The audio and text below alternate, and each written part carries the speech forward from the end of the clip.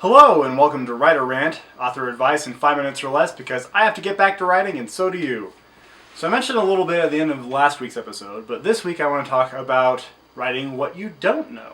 So the adage of write what you know, a lot of that comes from the experiences you've had, the places you've been, the things that you've done, essentially being able to influence your writing to the point where it adds a level of realism so that the reader can say, hey, yeah, I feel like I'm there.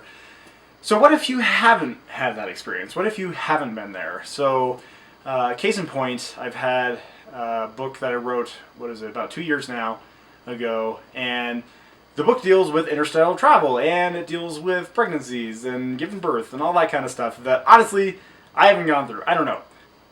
The trick is that writing what I don't know requires me to do a lot of research beforehand. So essentially, this is...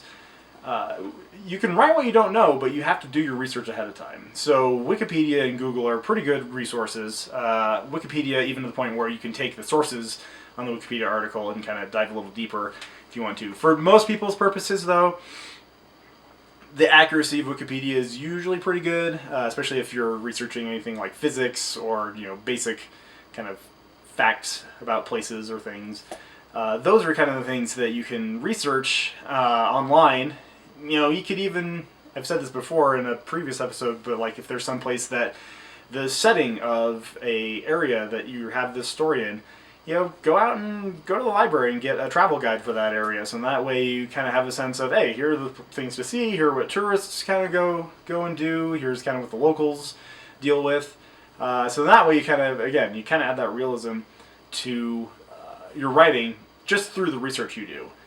Additionally, so Google Maps is another good one. I know the Street View is a nice little feature to say, hey, I want to go from this point on the map in the city to this other point, and essentially you can walk along on that Street View to say, oh, hey, here's this building, there's a fountain over here.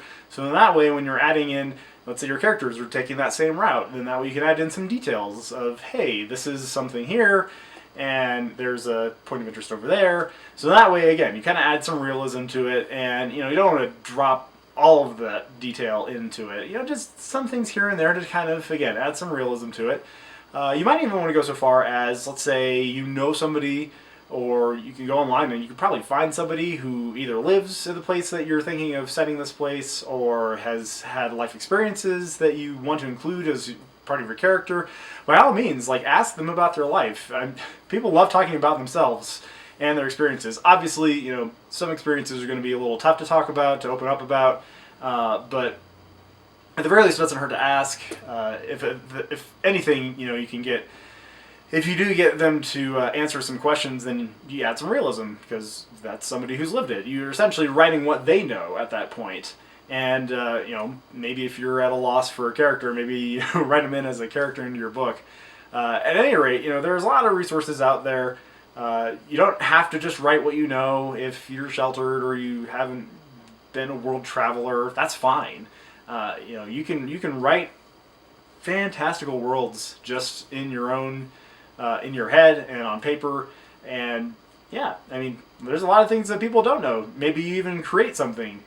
And, that's, how can you write what you know if you've never been to, Middle Earth or Narnia or any of those places? Obviously, it takes some creativity. So, really what it comes down to is do your research and, add some realism into your writing, even if you don't know about it.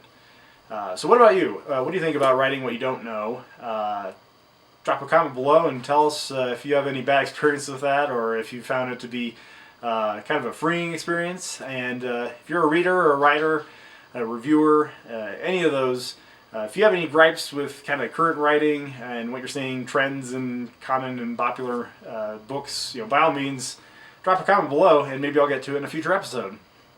And thanks for watching this episode of Writer Rant. I'm Benjamin M. Weilert.